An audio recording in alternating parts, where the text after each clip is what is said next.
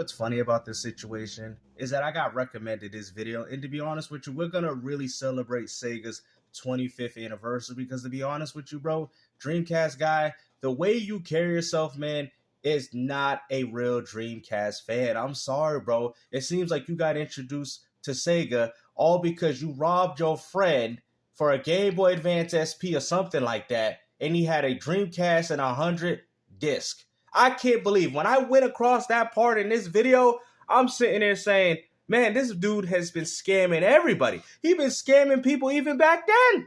I used to write scripts on my lunch break, send emails, all to get here. Oh, here we go again. I can hear my phone blowing up. Everybody's texting me right now. All my friends are watching this live with me. Come on, man. I want to thank And you know what's even more crazy? I'm going to break this down to you guys as to why he does the type of content that he does now, right? Because when you don't have anything growing up, you will do anything imaginable to be able to still maintain the money that you have coming to your channel, because he even goes as far to say that he was homeless, he didn't have a place to stay, people have stolen all his belongings, and to be honest with you, the same person that you condemned, I can guarantee you that your mom was trying to get your life together. And this is all happening when you have your father involved in your life, which happens to be a man, and his own son is talking about being homeless? Like, do you hear yourself, bro? You had both parents, and yet you was out here living in the streets, bruh. Like, come on, man. Like, I have no hate towards this person, no ill will or malice. But the crazy thing is, this is why you do this type of stuff on your channel, because you never had anything. I had the Dreamcast when it first came out, bruh. I'm sorry, I was very well taken care of. I didn't have to rely on certain things like this. You feel me? But let's get to this video, shall we? From freaking way in the past. Why do you talk about it so much? Well, honestly, it's because this console made me who I am today. And oh, really? It seems like it's PlayStation because you completely abandoned the Sega Dreamcast. And I know what you people about to say. It's not trendy. How you expect him to continue to make content? That's not the point. The point is the fact that you don't even add any Sega input. A lot of the things that you see today all started on that console that you holding in your hand, man. That's why people have a problem with you. It's the fact that you don't even try to add some form of Sega knowledge into the situation, and all you do is be glazing PlayStation. Let's not front here, people. Y'all like, whoa, Gamester. Yes, I'm telling y'all the truth. That is the problem. Really serious about that. I genuinely believe I would not be a YouTuber. I wouldn't be who I am. Oh, really? But yet for some reason, you can't even celebrate Sega's 25th anniversary, bro. Do you hear yourself? Like, bro, you know, I don't even want to hear it, bro. But keep going. Without this. So, to get into without that, Xbox, you wouldn't be where you at today. Without PlayStation, you wouldn't be where you are today. You don't even talk about the Sega Dreamcast, bro. To me, it seems like you did it for some marketing thing for your YouTube channel. That's what it comes off, bro. Because as a real Sega fan, you could still talk about Sega even if you're talking about PlayStation and how they're going about things. You could be like, oh, Microsoft, they're trying to do this live service and subscription approach, but Sega, they try to do it with the Sega channel during the Genesis. How come you don't say things like this? How come you don't use your gaming knowledge to tell people where a lot of these inspirations and ideas come from? My time a little bit and talk about the early 90s. I was a little kid and we were very poor. As a family, we didn't make a ton of cash, and so because of it, there wasn't a bunch of games in the house at any one time. I'd have a Super Nintendo for a bit and a PlayStation for a time, but there you go. You know, the same two consoles that he still plays now, bro. You was never a Sega fan. All that stuff seemed to come and go. And one thing that they must have been pawning it at the shops. Definitely always tried to keep around was my Game Boy. I played it constantly. It was having a way to play Pokemon and Link's Awakening. These really cool adventures that you could Does that sound like a real Sega fan to you guys? It seems like you got introduced with Sega with the Sega Dreamcast. Take on the go. Well, after a while, there was a time when a kid up the street got a Sega Dreamcast. It was 1999 and he got it on release day. This was a very big deal because I lived in a pretty low income area. Most of us had pretty ancient tech. One kid had a Nintendo 64 and that was it. So everything else was just crazy space science to me. Yeah, and probably no games, man. And that's what gaming was back then, bro. It was a wasteland. Nobody was picking up games, buying games like you people want to say, oh, I buy my games. I got a grown man system that I stand behind. And bro, people never had the concept of buying games. I know people were renting games back then from Hollywood Video and Blockbusters, plain and simple. So I never really had the money for stuff like gaming magazines that often, so it's not like I really knew that much about what was upcoming until it just randomly appeared. But the second I saw it, getting to just randomly experience the Sega Dreamcast with no preparation, no idea what to even expect, it melted my brain. The moment I saw the opening levels of Sonic Adventure, which was the only... Well, of course. I mean, you're comparing it to the N64 and Super Nintendo. I mean, clearly there would be a huge difference, Dreamcast. Game this kid had. It was just mind-melting. We watched this for about an hour before we walked to school, and it really stuck with me. I knew that the Dreamcast was a different kind of gaming, and because of it, I really, really wanted it. But there is the problem of we were dirt poor. I was never going to talk my parents into getting me an expensive console. Well, a couple years later, some bad stuff happened. My mom had some real bad problems with drugs. I don't think I want to hear all this, but hold on, let's move past this. Maxie, unfortunately, I'm going away, and I'm probably not coming back. And I was still... Which is probably what he holds against his mother, bro. You know what I'm saying? Like I said, bro, Dreamcast guy, I never had a problem with you, bro. I don't like the way you go about making content. And personally, I don't think you're a real Sega fan like the way you claim. Because, I mean, look what happened, bro.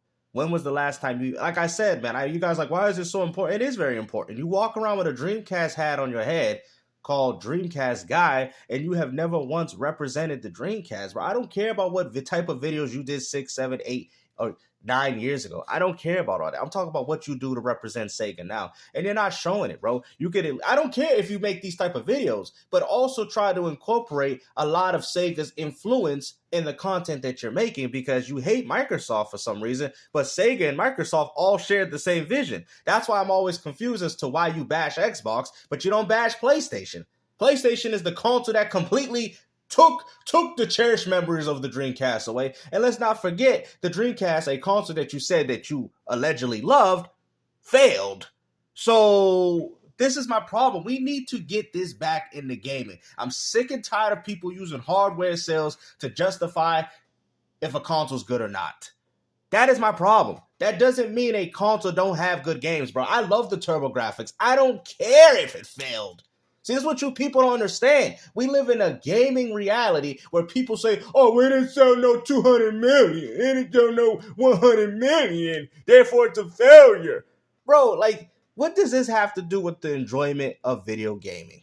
A pretty little kid. And I feel like you don't really understand those words when you hear them. I mean, if your parent says, I'm leaving forever, you're going to be like, and it was just melting my brain. Oh, you're talking about Power Stone. Funny enough, Johnny was really taking a shine to my Game Boy Advanced SP. He really wanted it. And so he proposed a trade. Oh. Right then and there, Johnny offered me 100 Dreamcast games for my Game Boy Advanced. And you thought that was a good deal, bro. I don't care if you're the biggest Nintendo fanboy imaginable, bro. Who's not going to take that deal?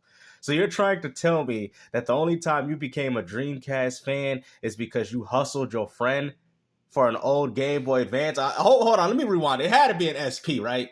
It got to be an SP. He wanted it, and so he proposed a trade. Right then and there, Johnny offered me 100 Dreamcast games for my Game Boy Advanced. The one with no light. I can't, bro. You didn't even give him the one with the light. I swear I thought he said SP. Are you serious? This man still got to play. He can't even play it underneath the sun and anything. Man, are you serious? You gave him the purple Game Boy Advance for 100 Dreamcast games, man. Yo, bro, I'm telling you, this hustling has been going far back. Now, at this point, I hadn't really been playing my Dreamcast much in a couple of years, but it always stuck in the back. So you had one, but you just didn't have many games for it. Okay. In my mind of this is a console I want to come back to. It's so important. So you've always had it, but you just didn't have the games to be able to experience the greatness of the Dreamcast. I'm going to get back into it. And this was my doorway, a chance to really become a Dreamcast person again. So What do you mean a Dreamcast person again? A person that liked the Dreamcast liked it from when it came out, and they probably more likely like it now. Bro, I'm going to tell you, I don't want to hear about your story about the Dreamcast, but I'll tell you guys one of mine. My dad had it at launch.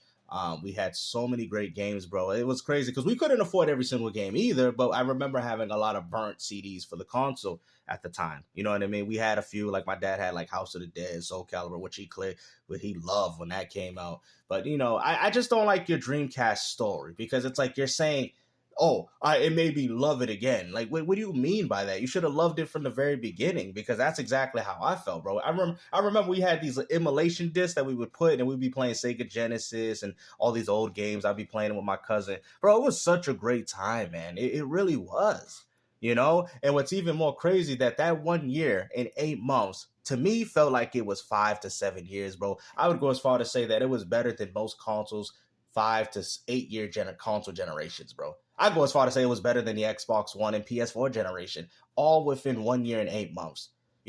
When that system died and the PS2 came out, which I still went back and played my Dreamcast because the PS2 had no games like that when it first came out. I still was playing my N64 and Dreamcast because the PS2 had a lackluster of games. And then when I got the original Xbox, that actually helped me rekindle gaming for some reason. I don't know what it was, but the PS2 wasn't doing it.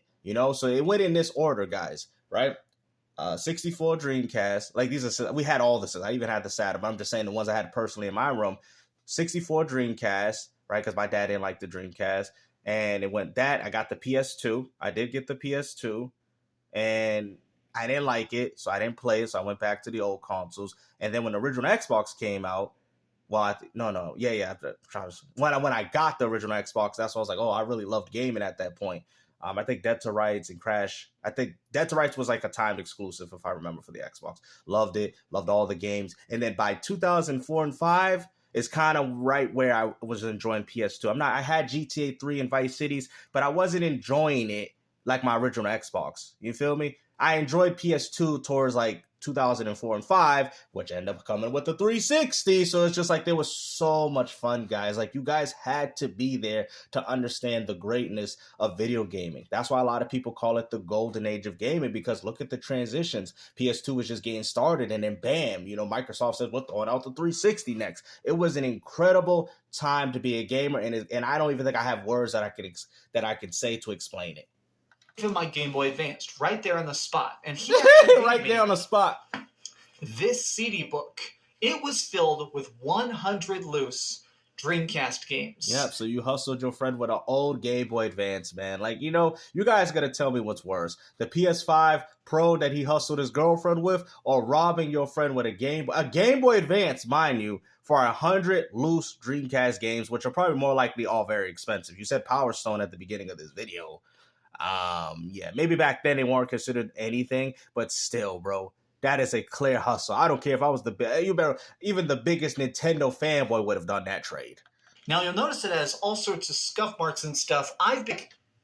People don't understand about being homeless is it's cold, it's lonely, it's painful, but you always think it's about to end. Your brain cannot fathom that you're going to be homeless forever. So even as bad as this situation was, I thought that any day now I'd find a place to live and I'd get to play more Dreamcast games. And it was a long journey, but I eventually did find a home again, and I managed to start scraping my life back together. But have you though, really? You still living with roommates. Bro, even your boy RGT85 got his own home, man. Bro, you still at the bottom of the barrel, bro. Like, I'm not trying to disrespect. I actually like hearing this story. I think, Dreamcast Guy is not a bad person. I don't think anybody's bad. This is gaming, guys. Come on. Like, people take this a little too seriously. Okay? But like I said, I just don't personally like your story of how you got involved with Sega. Because even then, my dad introduced these to me to these things with the Sega Master System, the SG-1. So I was introduced. Maybe it was because his parents weren't really into it, so maybe that's why. Like I said, I mean, it is true. If your parents are not involved in your life, then well, you're gonna get this, and that's why he was homeless. Just as a weird habit, for some reason, I started playing through those 100 Dreamcast games. Sometimes I'd be so poor I couldn't afford food, but I'd always have the Dreamcast. I'd have something fun to do. I'd play. Wow, that's why he was so skinny back then. Y'all remember? On any TV I could hook it up to, and just went through Skies of Arcadia. I went through so many different epic quests. I feel like you only enjoyed it because you had nothing. You know, you didn't enjoy it. Like, I really feel like you wanted what everybody else had, but you had to settle for the Dreamcast because you had nothing. You was poor, you know, and that kind of, like, to me, like I said, it's fine, right? But it kind of comes off more like it's nostalgic. That's why you don't talk about it, because you didn't really value Skies of Arcadia in regards to Final Fantasy or the games you probably played later in your life, because those games was where you was cherished. Those games you felt at home with. Dreamcast, you just felt forced to play because you had nothing. You was broke. I mean, that's like saying, like, for example, that's like a PlayStation fanboy saying, oh, I don't have a PlayStation right now. I'm playing on an Xbox Series X, but I don't really like the console. Why you don't get I just don't have enough money to get a new one. Well, that's kind of the vibe that I'm getting from this video. On this one machine. And it just kind of really made me realize in some weird way that Dreamcast is the best console ever made. But it flopped, though. It only sold 11 million. It flopped. So many phenomenal titles on it. So as I started to scrape together some more change and have a little bit of money for stuff, I started collecting. I started thinking that the Dreamcast is something I need to see more of. Yeah, so every day after work, I used to go over to this used video game store called Console Game Exchange and ask every single day for new Dreamcast games just to see what they had and if I could argue to get some deals. And to the point at which I had a nickname with the employees, which was Dreamcast Guy. Everybody. Oh, wow. So he got it from an employee. When I walked in, I'd wave at him. They'd go, oh, hey, Dreamcast Guy. Really? So he didn't even come up with his own name. You know, this is just like when Spider-Man got bit by the what is it? That spider. I ended up buying not only every Dreamcast game I could possibly find, but also every Dreamcast accessory, the steering wheel, the pedals. So you got the name because you went out there and bought a lot of Dreamcast stuff at the time.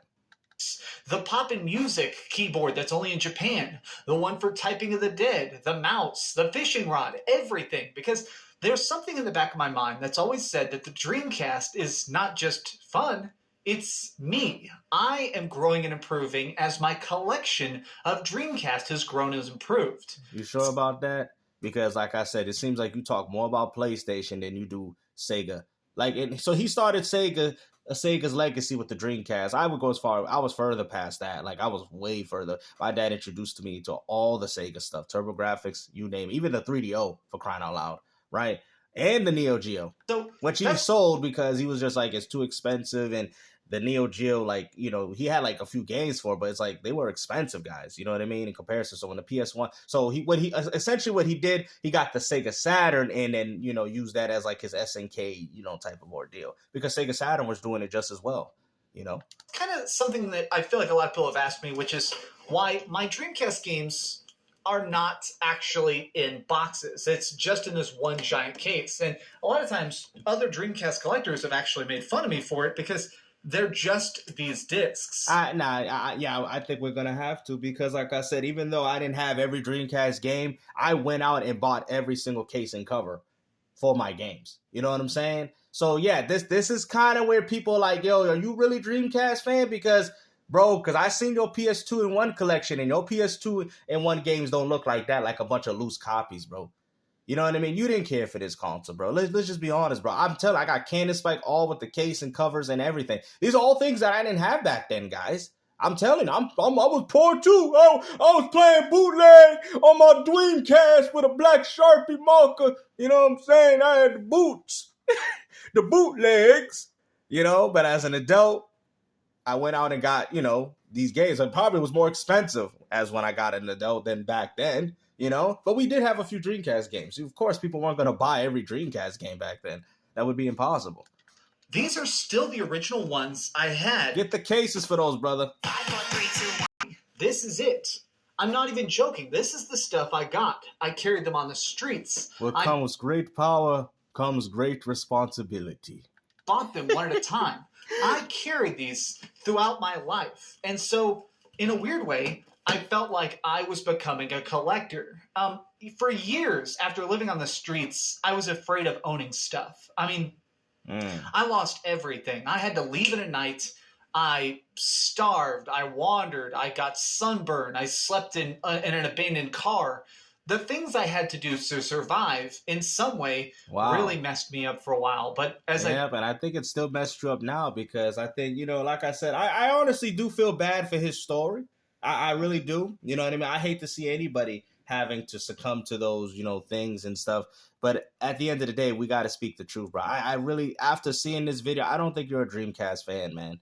I'm sorry. I really don't. It's not about, his friend giving him the games. Like I said, I understand that everybody had everything. I had a few bootlegs myself, I get it. But it's just like, it just comes off like, oh, I only played the Dreamcast because I couldn't afford anything else. Even when I had the PS2, had the GameCube, and the original Xbox, I still enjoyed my Dreamcast. I still did. See, that's the difference. You finally got past that, and then you went straight Sony Pony and Nintendo like you guys always do. You was not a fan of Sega. You was a fan of Sega because that's all you had. There's a big difference. Built up my Dreamcast collection. It built this trust in my brain where I realized it felt like life was a ladder, and I managed to pull myself up from this horrible place. And sounds like God of War 2 when, when Zeus sent him down to Hades. The higher I got on the ladder, the more I realized I was far from that place. I would probably never be homeless again. And so I felt this comfort from Which means that you will do anything to maintain the world that you have. Now we know why you do the content, man. Paris was right about you, bro. It is fine. Like I said, I'm happy for you. There's no hatred in my heart towards you. I'm actually happy and excited that, you don't have to succumb to it. Because I don't care if no matter how much you guys don't like somebody, guys. That is not right to do to anybody. In Dreamcast games, this power of completing my collection, of proving to myself that I would never be in that spot again. So this is kind of what hurts me for the Dreamcast community is the fact that it's like you talk about the Dreamcast, but it's like you mostly talk about it because of your homelessness. You feel me? What about the enjoyment? What about that's fine. That's a part of the journey. We get that, guys. But it's like, what about the passion, that it gave you? And, it just feels like you just needed something to do. You was bored in the Sega Dreamcast that you hustled your friend with for a Game Boy Advance with no light on it. And that's what it was. Because after you got past that, it seems like you completely forgot about Sega and what the Dreamcast really meant to you. So I really feel as if I am Dreamcast Guy. You're not. I am. No, I'm Listen here, buddy. I'm the Dreamcast guy. Yeah, y'all like, oh, look at this. We got an anime rivalry going on. Adam Korlak is going to be jumping in. Hey, I'm the Dreamcast guy. Bro, look at this. Battle of the Dreamcast guys. Y'all really want to do this? Y'all really want to settle this on some Power Stone 2? When that collection come out, I will challenge you, and I'll challenge Adam Korlak, and we can duke it out for the battle of the Dreamcast guys. All right? Name. And as time went on, eventually I even had a friend look at my Dreamcast collection and one day said, you should talk about this. You are the only person I've ever met who loves something this much related to gaming. You should make a YouTube channel. You should try. All right, so we get that. So, and that's good. You know what I mean? But it's so funny because he goes far to say that his friends agree with his videos and liked his videos. But if you go online, nobody likes his videos. It's like he became a complete joke at this point. But like I said, man, I'm proud of you, Dreamcast guy. I'm happy that you was able to get yourself out of that situation. That's great. I like to hear that from anybody. But I still honestly think you're not a real Dreamcast fan, man. I would go as far to put Adam Korlak there. He went to Japan. Not saying that's what makes you a real fan, but he went to Japan to see the inspirations where Shenmue came from. I mean, come on, bro. It's a difference. And y'all like, well, come on, man. It's not about how it happened. It's about what happened. No, it is, though. because whatever is happening, he forgot Sega, guys. That's what you guys don't understand. Even I've incorporated Sega in my videos by telling you that they share the same vision as Microsoft, what you clearly hate. It's just weird. It's very weird to me. Explain yourself to the world. You do know Sega wanted to be bought by Microsoft, too. You do know that. That's what makes it even more funny. And I did. And it's led to here. 100,000 subscribers. You only like Sega Dreamcast because it got you out of homelessness. That's all I hear from this video. Hopefully you guys enjoyed. Like I said, man, this is a great one in my personal opinion. Hopefully you guys enjoyed it. Take care. Peace out.